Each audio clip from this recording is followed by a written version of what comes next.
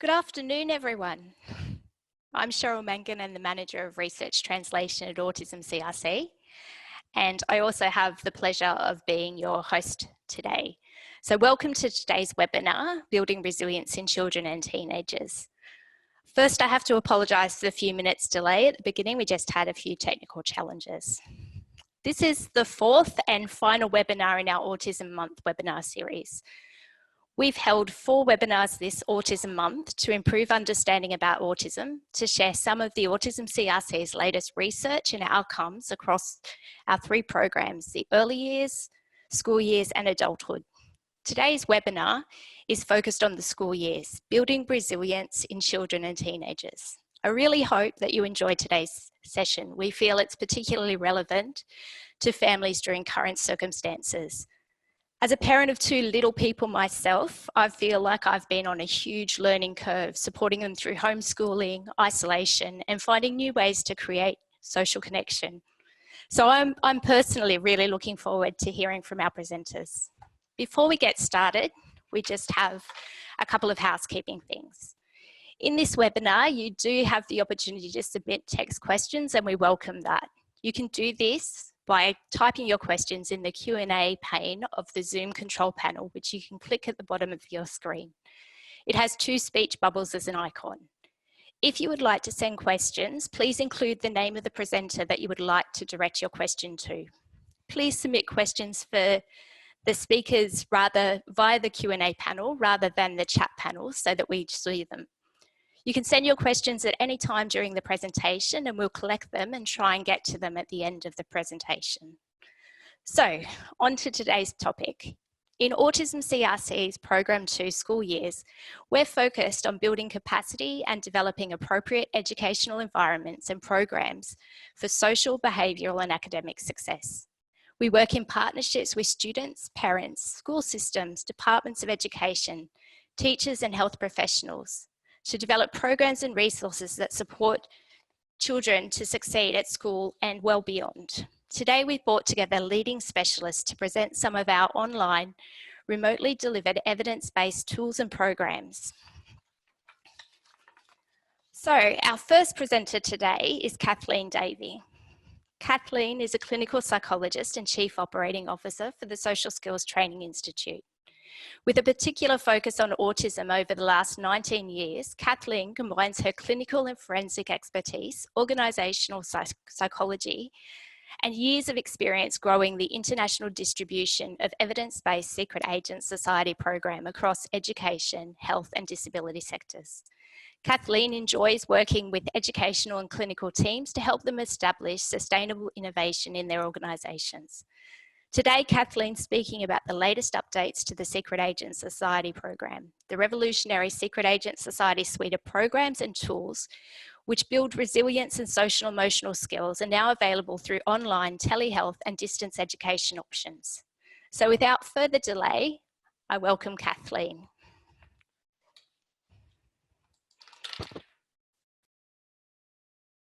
Thank you, Cheryl. I've hopefully shared my screen there with everyone. Excellent. So thank you very much for that introduction, and I think it is a wonderful topic for us all to be sharing at the moment in terms of empowering child resilience, and as I've put up there, even in isolation. So let's find out a little bit more about Secret Agent Society and how it all fits together with the Autism CRC that Cheryl has just mentioned. So we distribute the Secret Agent Society program that was developed by Dr. Renee Beaumont, and we're actually a wholly owned subsidiary of the Autism CRC company. So we are co-located, when we're not at home, we're co-located in the same office with the CRC and wholly owned by the CRC. So that's how it all fits together. And we also have had some very special research through the Autism CRC research stream. Now, SAS actually predates the CRC as well. It's been empowering children since 2009, and we have 3 different ways that this can help families and service providers, and most importantly children, to empower them to build social and emotional resilience. Firstly, there's standalone resources where you can get use the computer game or the board game, for example, and flexibly use that to help target particular things that a young person might be struggling with or might want to build stronger skills with. We also have the original small group program, which is what a lot of people know and love and are offering around the globe, where little groups of children come together with groups of parents, and we work together with the parents, the schools and the kids, so everyone's helping all on the same page, if you will.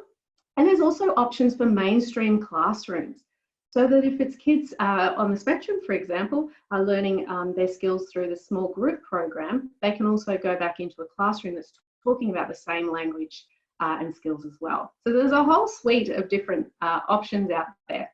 In terms of the evidence base, because that's a very important part, particularly in terms of the autism CRC, the evidence base of SAS has been growing since those early years, since Renee's original PhD, which started in 2003 and was published in 2008. There's published evidence around using the small group program with children on the autism spectrum, and also other children with anxiety disorders, ADHD, other just wanting to build social and emotional resilience. The computer game pack, one of those standalone resources, also has published research behind it. And the mainstream schools has got evolving research going on how to use it in a mainstream setting. If anyone is interested in the detail or the references for journal articles and things, head to our website. I've popped it on the bottom of my slide. Hopefully you can see it. If you head to our website, there's a page called The Evidence, and you can actually get the references and look up all of the statistics if you wish. Okay, now all of this is actually talking about something that's cased within an espionage theme. Oops, too far. So kids are learning social and emotional skills like recognizing emotions, regulating emotions, and a whole range of social problem solving skills and social skills through the theme of training to be a secret agent. So it's all very fun and engaging, naturally. So that's what this is all about and why the funny name.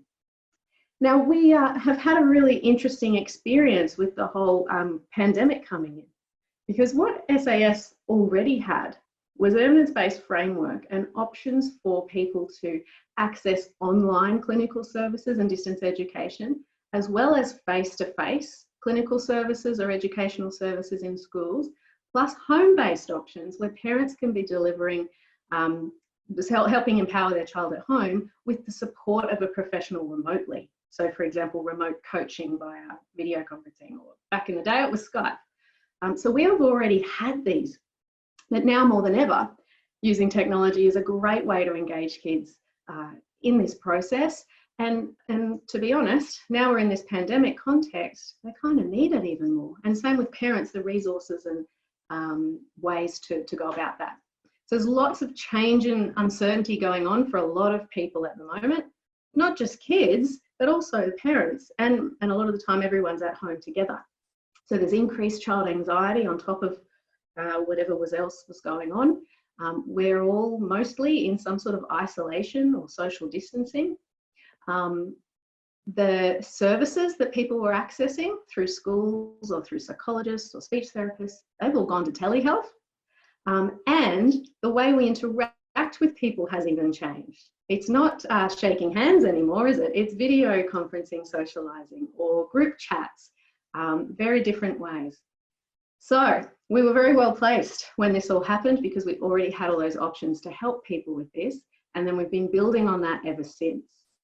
For example, the SAS Small Group Program, we have now launched 2 new social skills codes, one called the SAS Video Chat Code and one called the Text Messaging Code, so that as part of the programming and the empowering that's happening, your teachers or your psychologists or your parents can be helping children to learn some step-by-step protocols and ideas on how to best interact with family members and friends through social video conferencing or Zoom parties, and also through group text messaging. So that's another thing that's been added into the mix on top of what I've just said. So what is SAS really? I've said there's these 3 options, but what really goes on? This slide's designed to give you a little bit of a snapshot of the different components. These are all elements of the small group program.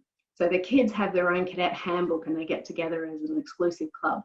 The parents get together and they're taken through a process And they have a parent workbook and slides as well that their facilitator will take them through. And each module, the kids, the parents and their classroom teacher all have the same information, module by module, as they go through the program. They play a board game where they're role-playing their skills as they're learning them. They create a friendship formula to help them work out which peers I should actually practice my skills with or not. There's helpful thought missiles that shoot down enemy thoughts when we look at how we think and how that reflects on how we feel. Helpful thought missiles are really helpful at the moment with COVID-19 and all the increased anxiety and things that kids are thinking that may not be realistic, I guess. So it's all sorts of things make up SAS. Sometimes people think it's just a computer game, but in fact it is much, much more than a computer game. Now, having said that, I'm actually going to introduce you to SAS Digital HQ, otherwise known as the computer game. I've got a quick video to give you a snapshot.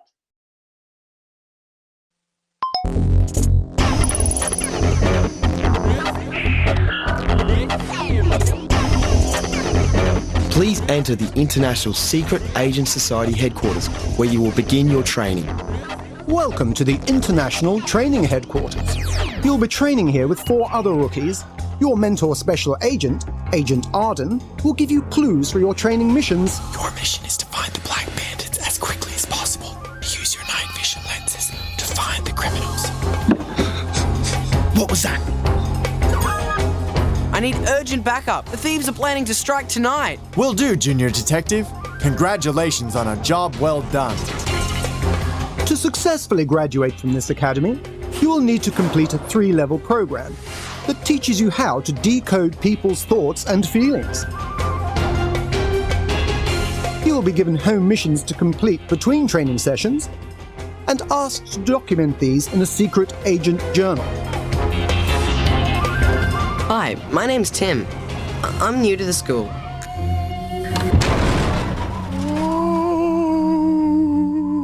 Junior Detective, try activating the shield and muted bullet attachments on your handheld PC.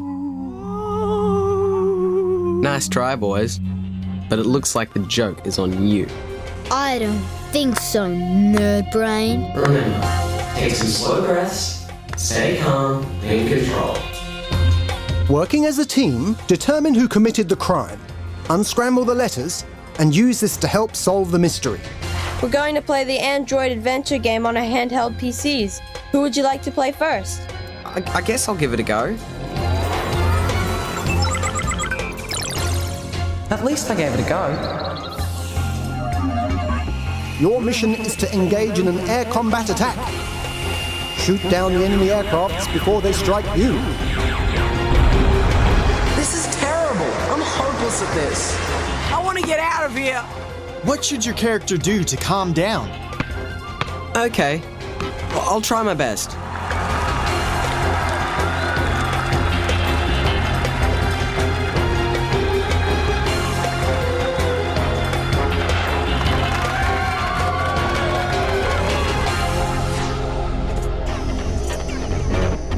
Good luck.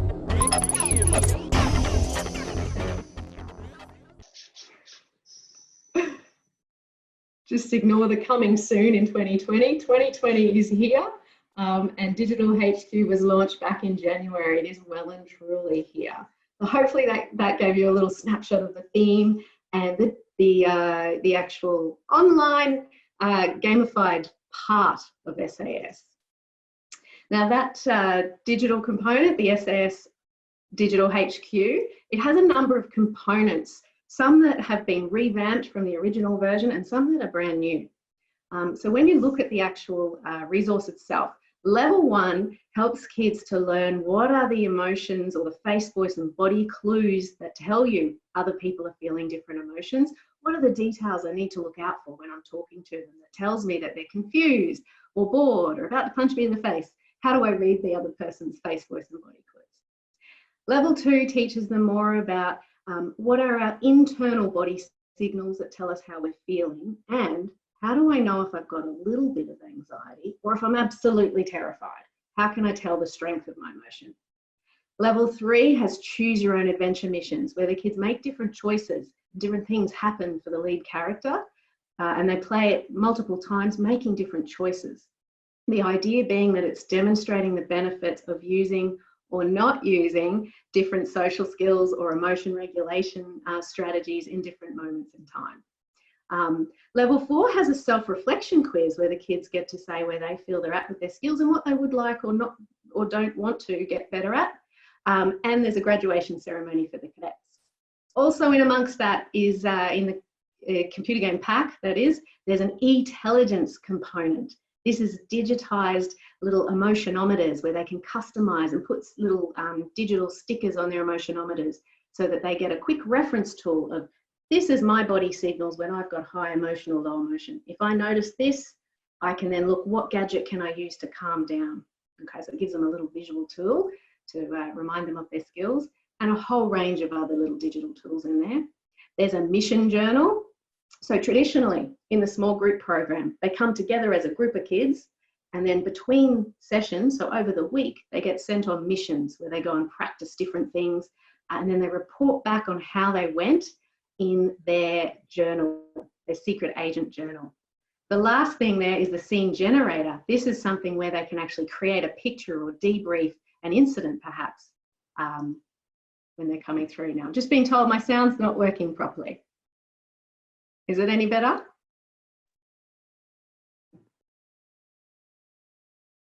I'll keep going, I think, unless Cheryl jumps in.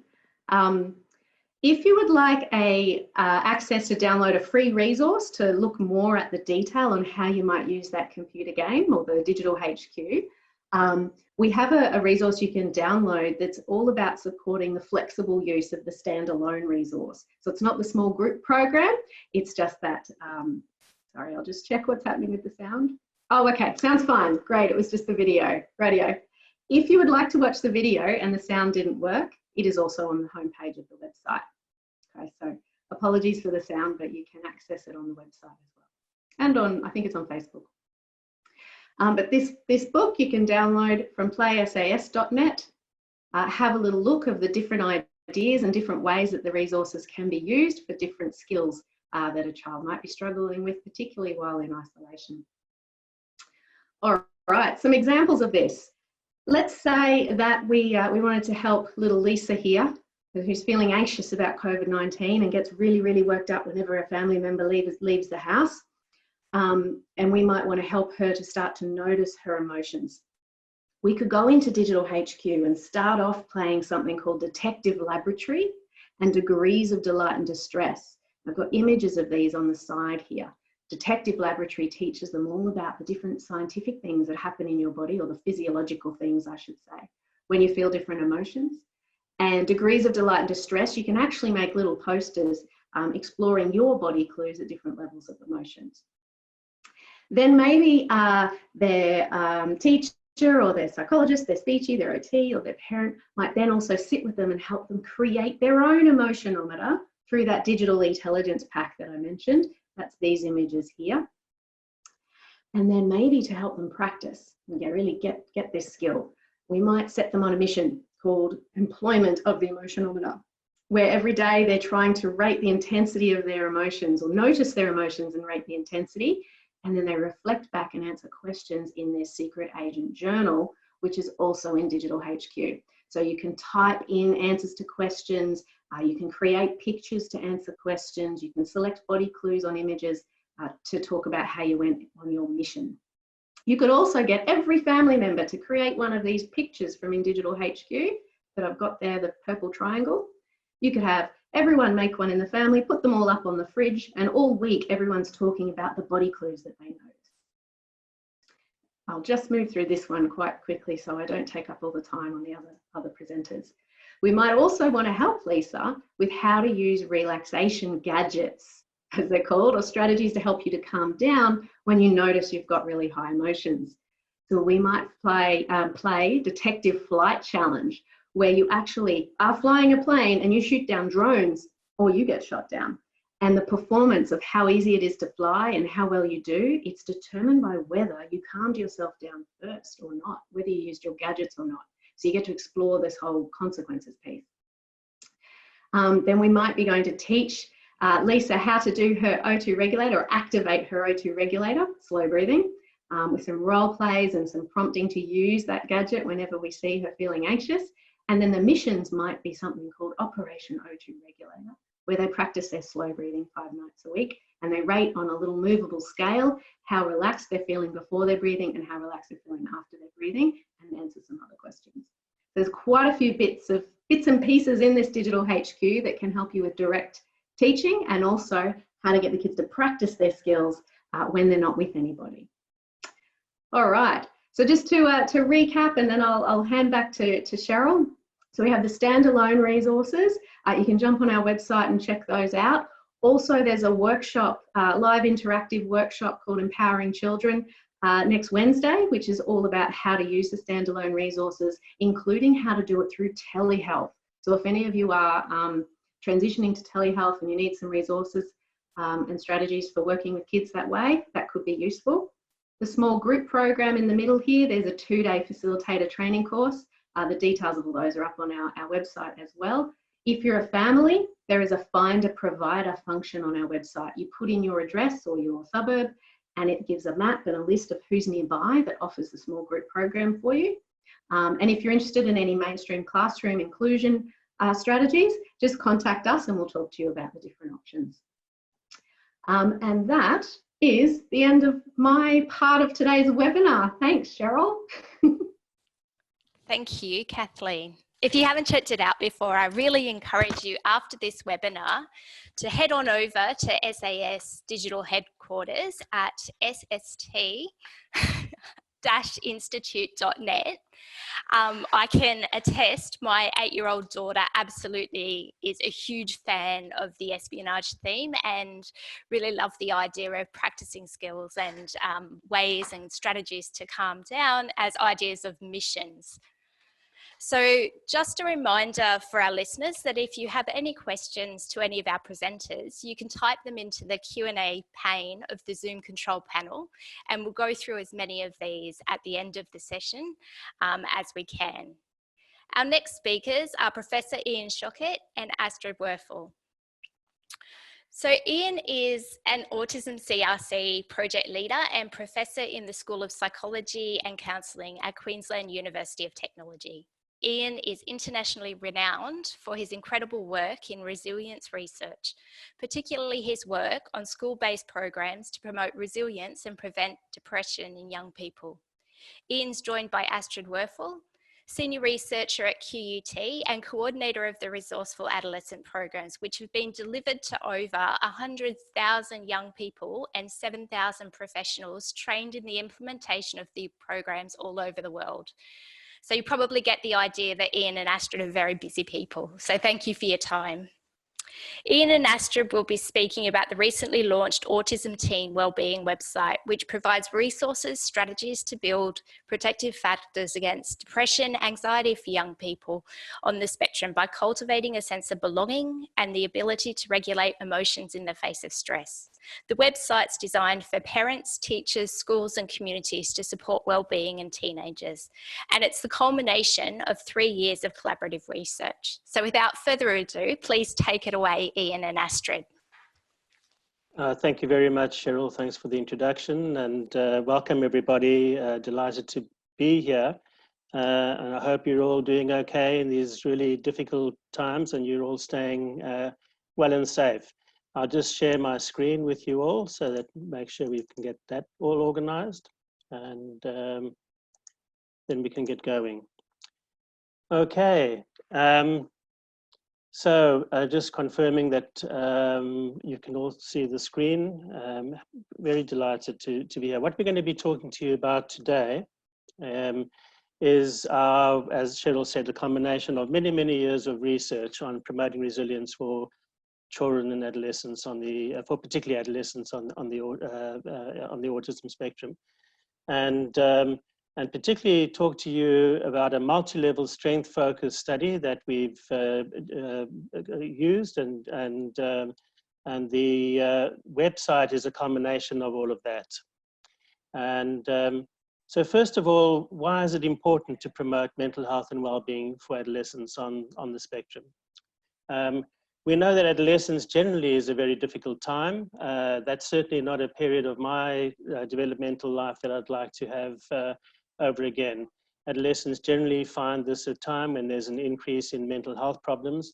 And for adolescents on the autism spectrum, it's even a greater challenge. It's a time when relationships and extrafamilial relationships are very important, but it's also a time when people are in fact on the receiving end of more social isolation, potential bullying, and a range of other difficulties as they try and navigate this developmental time.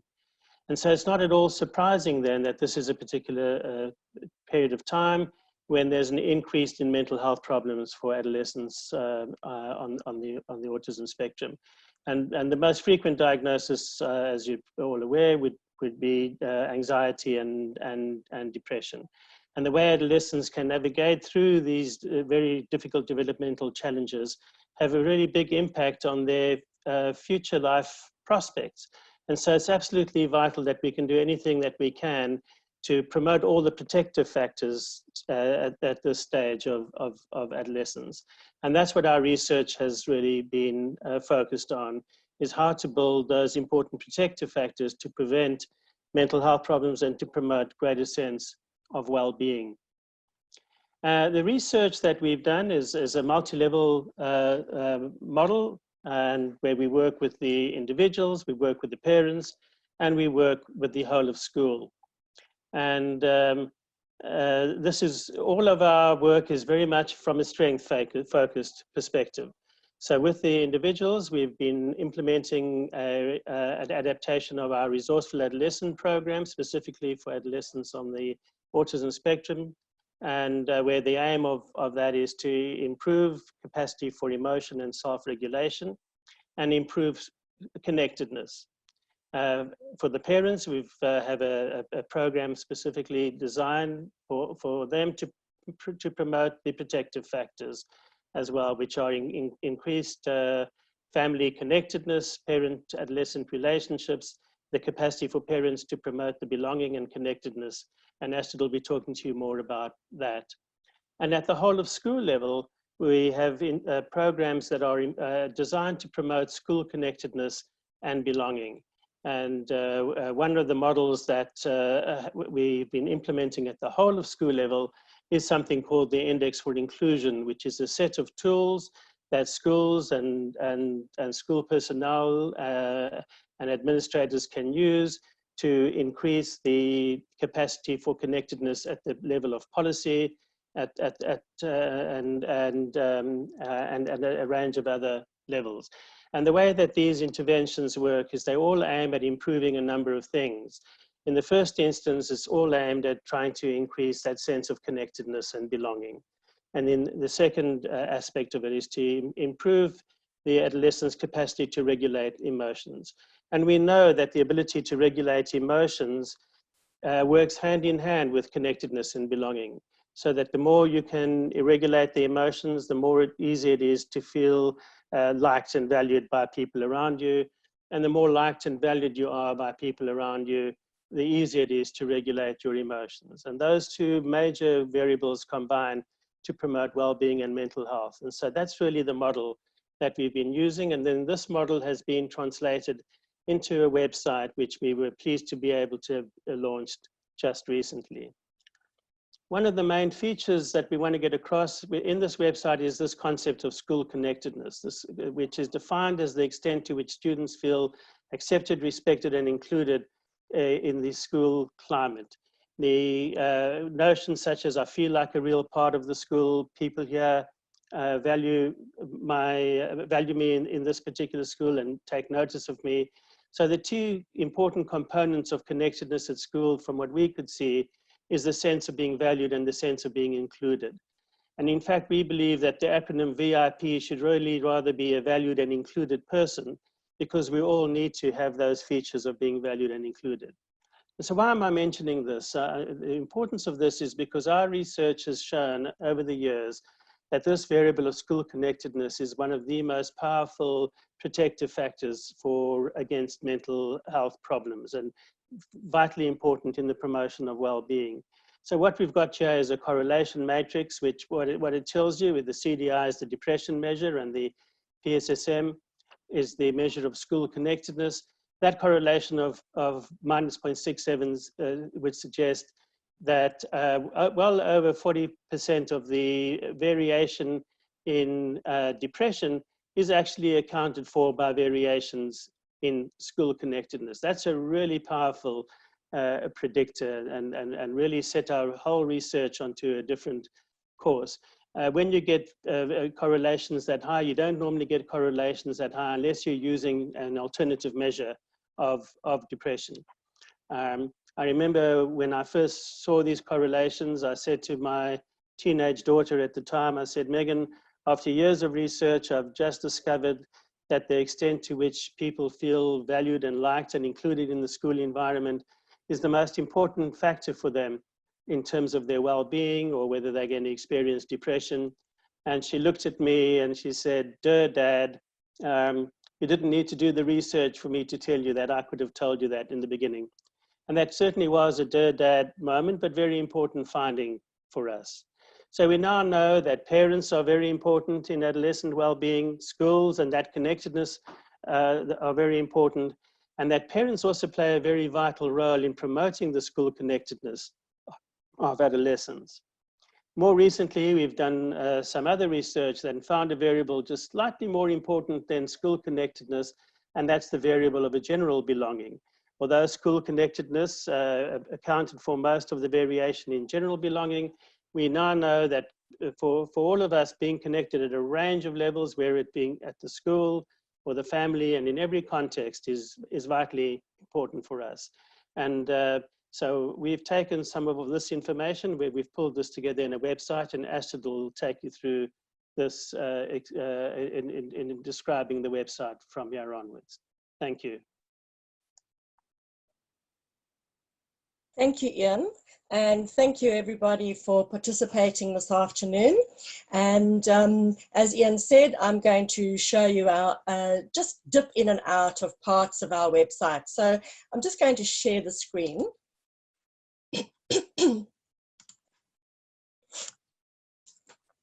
So here you can see the home page of our website. And if you remember back to the model that Ian showed at the beginning of his talk, you can see that we have followed that kind of model where we are focusing on 3 levels to help our adolescents be healthy and well. You can see them in the middle of the circle. So we've got parents and caregivers, a section for teachers and support staff, and then also a section for school and community. In each segment, we've got little wedges, and the why wedge will say, well, why are parents important in this work? Why are teachers important in supporting the students to promote connectedness? Our story gives you a little rundown of the research that we've done, which has culminated in this website.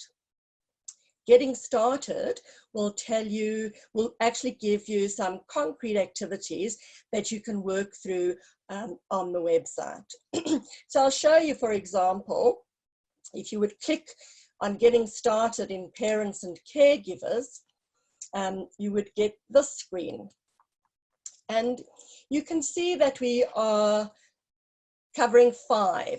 So we've had to sort of pluck the eyes out of our RAP parent program. It's an 8-hour program when it's delivered face-to-face, not in one go. And so we've tried to pluck the eyes out of that program and make it accessible for parents who can't come to workshops. So as Ian said, everything we do is very strength focused. And so we believe that if you're going to be able to recognize and validate other people's strengths, it's probably a good idea to be able to recognize your own strengths. And, you know, one of our key messages is that parents are doing a great job and deserve a pat on the back. Of course, if we're going to parent effectively, we also have to manage our stress. If we don't put on our own oxygen mask first, it's very hard to do any of these other things. So there are some little stress management exercises to go through. Promoting belonging. building positive relationships. You know, how can you build a positive relationship with your adolescent when it's so important to keep those lines of communication open? And the last little bit, our growth as parents, you'll hear stories from parents' experiences of parenting over the years. So these are parents who've been parenting an adolescent on the spectrum for a while, and they share some of their wisdom with us in that section. So I'll just take you, for example, to personal strengths. There's a little spiel at the top of the screen which you can't see, and encouraging parents to choose their strengths. So we've given a whole list of strengths for them to choose from. We also make the point that we don't all have every strength, and we all have strengths in different areas. But the idea is to choose the ones you go, like, I help him, I celebrate difference, I help her manage her anxiety. They then can actually open a PDF and print out their responses so that they don't lose the work that they've done when they leave the website. You'll also see this little parent talk bubble the whole way through our parent section. And what we've done there is captured parents' voices answering these questions. And everything you see on this screen here is an answer that's been given by parents in the past. So it'd be quite a sort of similar sort of thing for promoting belonging. Again, you know, I help her maybe maintain friendships and include their siblings. Again, a long list and the ability to print that out. Okay. Now moving on to our teachers segment. Okay, so one of the things that we've come up with over the years, thinking about school connectedness, is something that we've called the WISE model. And this really just contains the micro skills of school connectedness. Okay, and so even though teachers and school systems are operating in very, very different ways at the moment, and my goodness, I'm so impressed with what teachers have done in such a very, very short period of time. You really ought to be giving yourselves a big pat on the back. I think it's just phenomenal. But there are also things that we can do to promote a sense of belonging. So WISE, where W stands for warmth and empathy, where you see a warm environment, smiling, calling students by names. Inclusion, creating an environment where everyone feels included, like create a group project or notice a child who isn't connecting and do something to help them connect. A strength focus, which means noticing and commenting on strengths and also creating opportunities for success. And then equity and fairness. An equitable environment is one where there's openness, transparency, and equal opportunities for students and staff. Teachers then have the option to explore this further. By clicking on one of these, they can actually explore some more ideas for how they can do these things in everyday interactions in their classrooms. Now, I know you're sitting there and you're thinking to yourselves, I know how to do all this stuff, and I do all this stuff. And the truth is that most teachers are doing this stuff all the time. I think that what's just useful, we've been told, is to have it in a little model that, you know, we can just pull out when we need it. So for example, if I'm having a very stressful day or I'm not feeling particularly good about myself and I have to front up for a seminar, I can just bring that WISE model to the front of my head and go, okay, Astrid, remember those 4 components. And it helps me to make connections and create good feelings in the group that we're running. So you'll see there are lots of other activities that teachers can do. So I hope you'll visit those pages. In terms of the school and community, in that bubble, we know from research, as Ian pointed out, is connectedness to the workplace is really fundamental to our well-being. And connectedness from the top down really ultimately promotes connectedness and creates the ethos of the school. If you've got a principal and a team at the top who are aware of connectedness and the importance of connectedness, it all seems to sort of wind its way down the system. And so in this section, you'll find some examples. Here's a little example of working with the community as opposed to working with the school system. And here's some information about working in schools. So Ian mentioned the Index of Inclusion, which we have found to be a really, really fantastic tool for getting whole school systems involved in creating a different ethos in the school.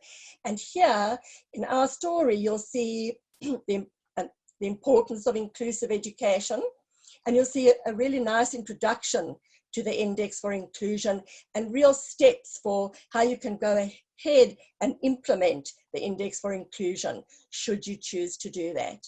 And in fact, if you pop back into our teacher segment, in the Our Story segment there, you'll find a really lovely example from a teacher who describes how they implemented the Index for Inclusion in their school and the success that they had with their students in the school.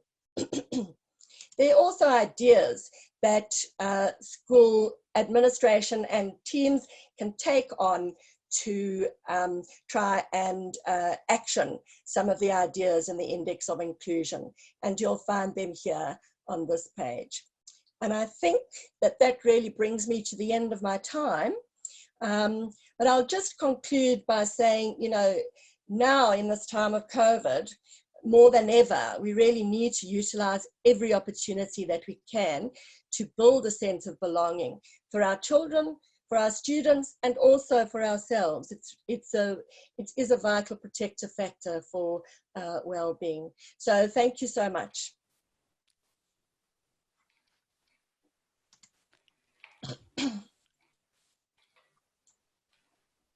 Thank you, Astrid. So absolutely. So thank you. That was just brilliant. And at the end of the presentation, at the end of the presentation, you made the point, I think, that this website has really arrived at a very timely moment during COVID-19. And I absolutely agree with that. I think this is the perfect time for the community to really hear your message and the amazing work that's been happening over the last number of years. I also 110% agree with you that our teachers all over Australia are really doing an amazing job. And further to that as well, we also have a lot of parents who have really picked up and are adapting and supporting that home learning as well. And I think everyone deserves a really big pat on the back and a big shout out for that, because that is school connectedness. That's creating a sense of belonging. So thank you so much for that. So the URL again is autismteenwellbeing.com.au, and as Astrid pointed out, there are lots of brilliant resources for our teachers, parents, school communities to support wellbeing in young people. So now we have about 15 minutes to go through some of the questions our listeners have sent in, and you still have time if you want to drop in a few more questions. We'll get to as many as we can in the next few minutes.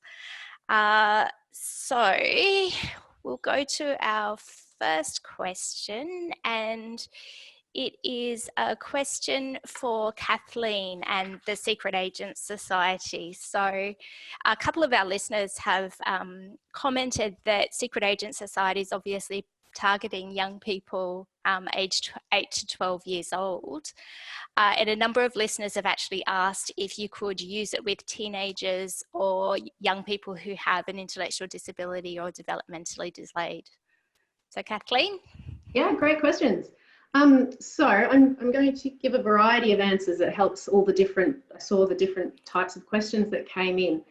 So SAS, the small group program, and most of the variations of that are evidence-based for 8 to 12-year-olds, originally designed back in time when that Asperger diagnosis was around. So originally designed for that profile, evidence-based for 8 to 12.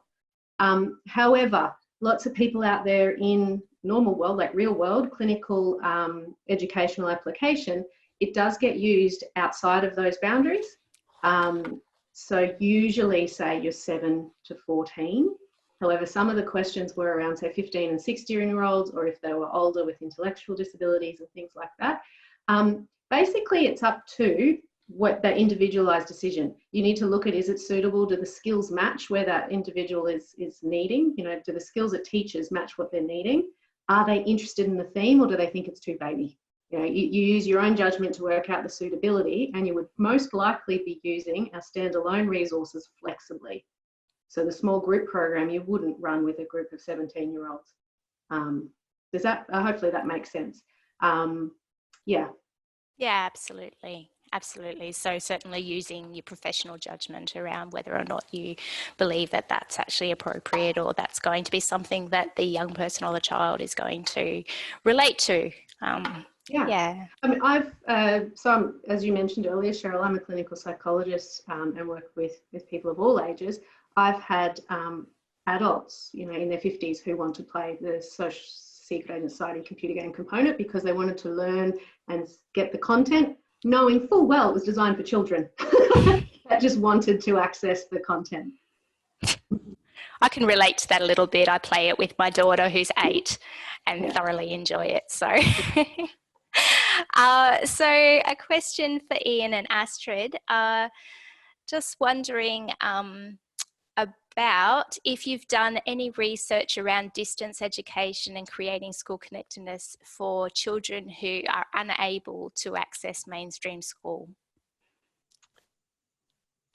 No, I think the answer to that is we haven't done any research in relation to that just yet, except that we have, as part of our autism CRC endeavour, certainly gone out into schools in rural and remote regions to get their sense of you know, how best to promote connectedness, if you like, in that context, but not specifically in relation to distance education. Thank you. But interestingly, I think that we might get a little bit of feedback about that, because I've had 3 emails in the last few days about, do I think it's suitable to run RAP-A through Zoom or through whatever online platform the school is using. And although it won't be researched, it'll be anecdotal, but it will be interesting to see how well or not well that works. And I know of 2 different places that are definitely implementing that strategy. So we'll see. That's fantastic. It's incredible to see how communities and schools and therapists and supporters are all adapting at the moment to telehealth and using technology in new and innovative ways. Kathleen? I was just going to throw that in, if I'm allowed to, that the SAS small group providers around the world, I've just been supporting them all to transition straight into telehealth, partway through groups and planning new groups. And there's been a lot of fear around that, but then once they've started doing it, it's actually been a real relief in terms of, oh, this is actually doable and you can do all the same things through, maybe not all the same things. Yeah, it's been an interesting experience for everyone shifting to telehealth. Yeah, absolutely. So another question for Astrid and Ian, are there any resources for teenagers themselves on the site, or is it more appropriate for those who are supporting them? Yeah. So at the moment, the resources are largely for the support people, if you like. But we're hoping that this was part A of a 2-stage process, where we will hopefully at some point in the future get the opportunity to create the web-based resources for the adolescents themselves.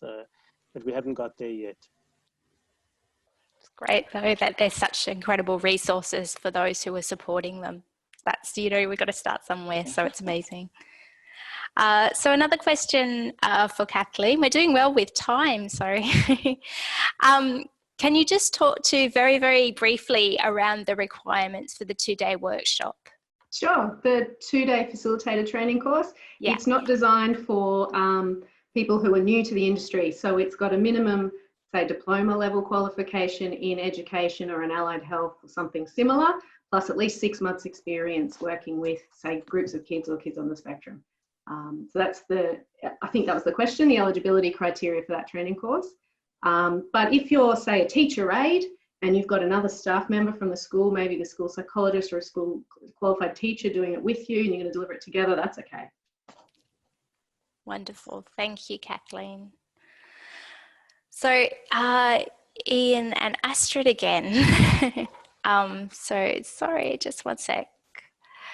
So thank you for this wonderful teen website resource. Can I ask, is there a program that you've run based on your research, please? It's a good question. I know the answer. Sorry, the question is there a program that we've run based on these resources? The research, yeah. Yeah, so the research is actually a culmination of running these programs as part of a research trial sponsored by the Autism CRC. And so for the adolescents, the program that we've run is the Resourceful Adolescent Program for adolescents on the autism spectrum. Then there's a specific program for parents as well, which is our RAP-P. And then we've had programs that have been run for the school, both using the what we call RAP-T for teachers, mostly focused on the WISE model, as well as implementing the index for inclusion. So that's been the 3 layers of the intervention. And that this website really is taking the headlines of all of those programs and putting it in a way that could be available to end users. Thank you, Ian. That's fantastic. I have another question from to Kathleen, and that is, how do I find a psychologist or a clinician that uses the Secret Agent Society programs? Oh, that's a nice one because it's got a nice answer. On the website, we have a find an SAS provider search function. You just put in your suburb and your state, and it will tell you who's nearby, who's trained in the small group program, or who wants to be publicly listed, I should say, because some schools run it and don't put themselves public. But there's a search function on our website that you can go straight to. Fantastic. Fantastic. And I guess this is a question for actually both Kathleen and Astrid and Ian as well. And that is around any other, I know Astrid, you mentioned there were some changes in the way that people were thinking about running the programs, but have there been any changes in access or analytics or different patterns of engagement in the program since COVID-19? So I might start with you, Kathleen. I think it's too early to actually answer that question. But an interesting side point, last night I was supporting a team of researchers in Canada who were partway through a research study implementing SAS face-to-face and have shifted the whole research study. They had to resubmit their ethics and change it into an online, and they're actually looking at that whole process. So they're doing it formally. So I think soon we'll know more about, if the question's about analytics and response to those programs, we'll know later. Yep. Astrid and Ian, have you noticed any changes? Well, you know, I think that Kathleen's answer is the one. I think it's too early to tell. So, you know, we'll see. The inquiries are starting to come in, as it seems likely that kids will be learning distantly for a while about running RAP in the current climate. So I think we just have to watch the space. I can also add, this isn't data or research, but we have SAS providers that have been running SAS remotely via online conferencing for years as their service model. They're remote delivery people. So it's already been happening. Fantastic. So Another question, I think I'm going to start with Astrid and Ian, and then I think this question's relevant for you too, Kathleen. And that is, based on the research and your experience, what's the number one thing that teachers and parents can do to support young people who are at the moment experiencing anxiety throughout this period? Well, I mean, I think we can all answer this question. You know, I think there are a few ways to go with this. You know, in the first one, important to appreciate and normalize. You know, this. Not only our children, but I think the adults around us, we're all, you know, experiencing increased anxiety at a moment like this. So the one is to do some normalizing. You know. The other is to provide, you know, whatever reassurance that you can, that puts things in perspective. And I think that's, you know, the other is obviously anything that continues to increase or promote the positive relationships are vital, if you like, at a time like this. I could go on, but I'm sure that Astrid and Kathleen would add some more things as well. So I'll stop talking. Yeah, I think the only thing I would really add to that is that, you know, I think you have to work just a little bit harder at the moment to maintain connections. So helping our kids to use Zoom or FaceTime or create little chat groups just to help keep them connected at the moment.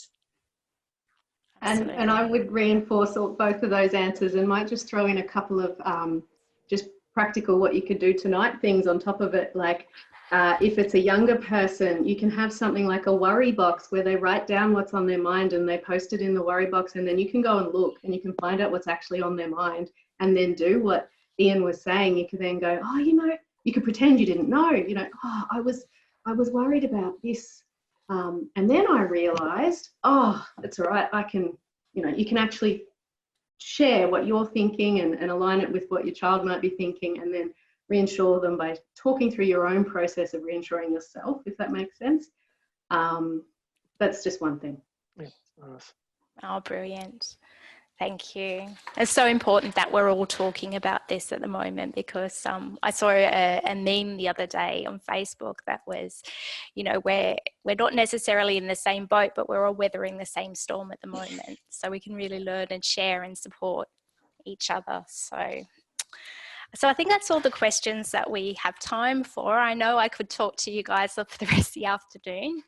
But I really want to thank you guys for sharing your work and experience with us. I also hope that our listeners found today informative and insightful.